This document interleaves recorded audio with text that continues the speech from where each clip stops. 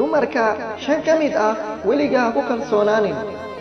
kow mid mar kasta kaa tagta oo aan dan ka lahayn dareenkaaga, iyadoo cudurdaar ka dhiganaysa inay mashquulsan tahay, iyadoo kugu odhanaysa sida waa mashquulsannahay, hadhow ayaan ku soo wacayaa, waan kugu soo celinayaa. lama midda kula hadlaysa keliya xilliga ay firaaqada leedahay. saddex midda mar waliba kula hadasha, weliba kuu sheegta inay aad kuu jeceshahay, misena aan ficilkeeda ka muuqan wax jacayl la yidhaahdo. afar tan marka adigoo murugaysan ku aragta haddana aysan ku weydiin sababta aad u murugayso.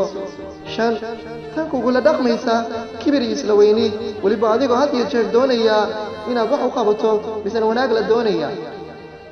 haddii aad ku aragtay lamaanahaaga mid ka mid ah qodobyadan aan hoos ku soo xusnay, haddaba nala wadaag xagga commentiga iyo muuqaalka xiga sidaad ku ogaan kartaa gabadha ku jecel ama calaamadaha ku tusinaya inay gabadha ku jeceshahay.